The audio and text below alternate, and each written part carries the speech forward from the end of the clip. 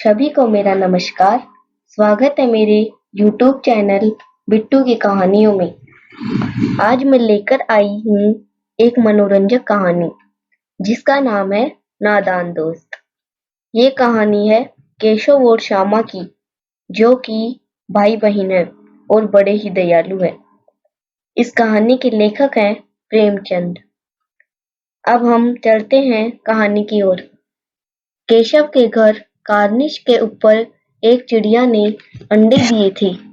केशव और उसकी बहन श्यामा दोनों बड़े ध्यान से चिड़िया को वहां आते जाते देखा करते।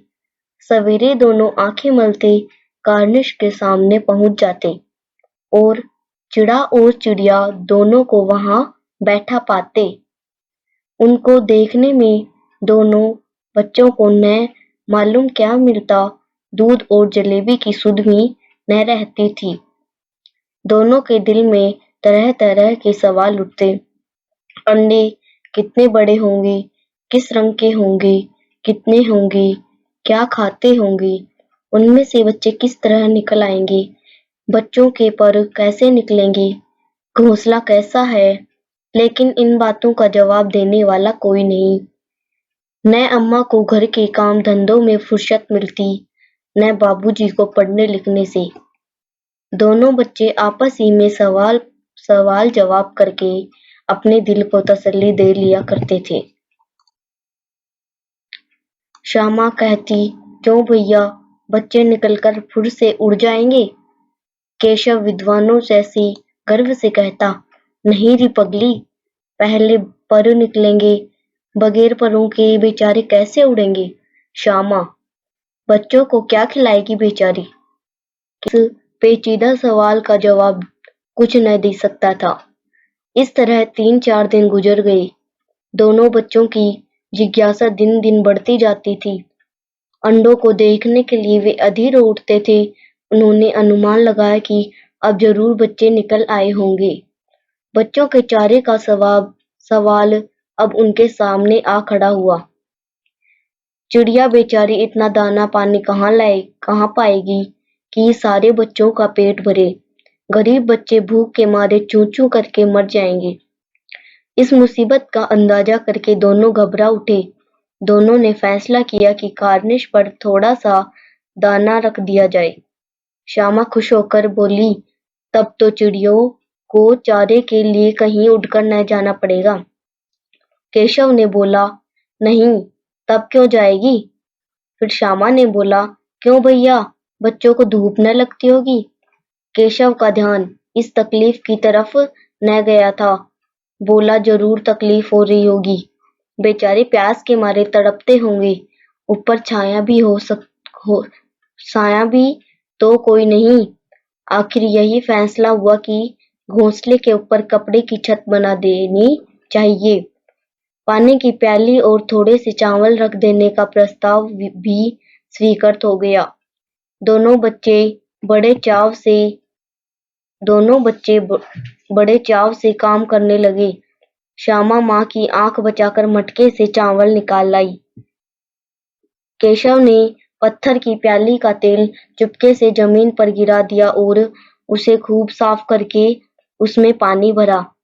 अब चांदने के लिए कपड़ा कहाँ से आए, फिर ऊपर बगैर छड़ियों के कपड़ा ठहरेगा कैसे और छड़ियां खड़ी होंगी कैसे।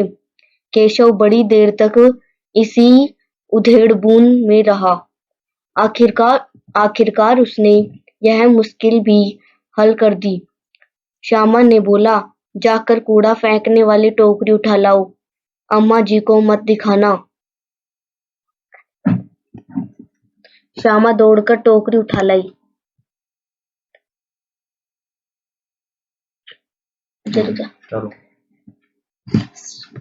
श्यामा ने कहा, वह तो बीच से फटी हुई है, उसमें से धूप न जाएगी। केशव ने झुंझुलाकर कहा, तू टोकरी तो ला, मैं उसका सुराख बंद करने की कोई हिकमत निकालूंगा। श्यामा दौड़कर टोकरी उठा लाई। केशव ने उसके सुराख में थोड़ा सा कागज ठूंस दिया और तब टोकरी को एक टहनी से टिकाकर बोला, देख, ऐसे ही घोंसले पर उसकी आड़ कर दूंगा, तब कैसे धूप जाएगी। श्यामा ने दिल से सोचा, भैया कितने चालाक हैं। गर्मी के दिन थे, बाबूजी दफ्तर गए गर्मी के दिन थे, बाबूजी दफ्तर गए हुए थे। अम्मा दोनों बच्चों को कमरे में सुलाकर खुद सो गई थी। लेकिन बच्चों की आंखों में नींद, अब आज नींद कहाँ। अम्मा जी को बहलाने के लिए दोनों दम रोके, आंखें बंद किए, मौके का इंतजार कर रहे थे। ज्यों ही मालूम हुआ कि अम्मा जी अच्छी तरह से सो गई, दोनों चुपके से उठे और बहुत धीरे से दरवाजे की सिटकनी खोलकर बाहर निकल आए। अंडों की हिफाजत की तैयारियां होने लगी। केशव कमरे से एक स्टूल उठा लाया, लेकिन जब उससे काम न चला तो नहाने की चौकी लाकर स्टूल के नीचे रखी और डरते-डरते स्टूल पर चढ़ा। श्यामा दोनों हाथों से स्टूल पकड़े हुए थी।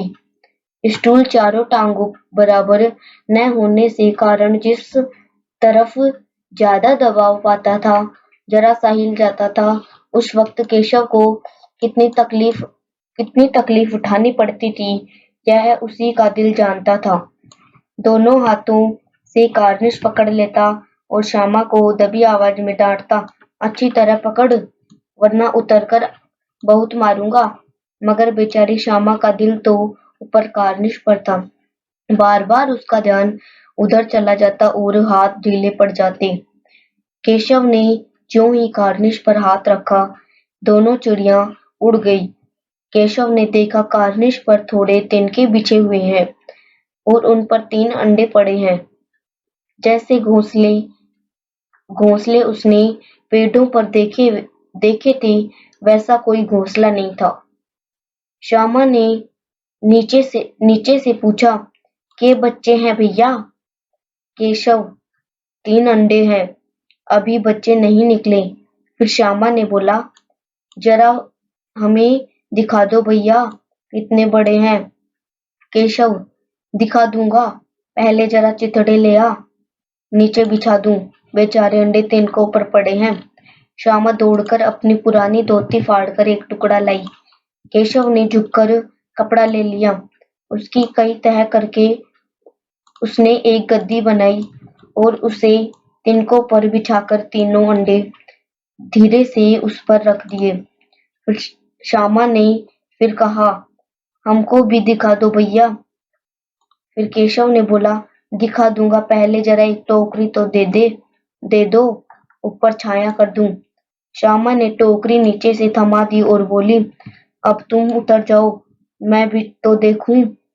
केशव ने टोकरी को एक टहनी से टिकाकर कहा, जा दाना और पानी की प्याली ले आ, मैं उतर जाऊं तो तुझे दिखा दूंगा। श्यामा प्याली और चावल भी लाई। केशव ने टोकरी के नीचे दोनों चीजें रख दी और आहिस्ता से उतर आया।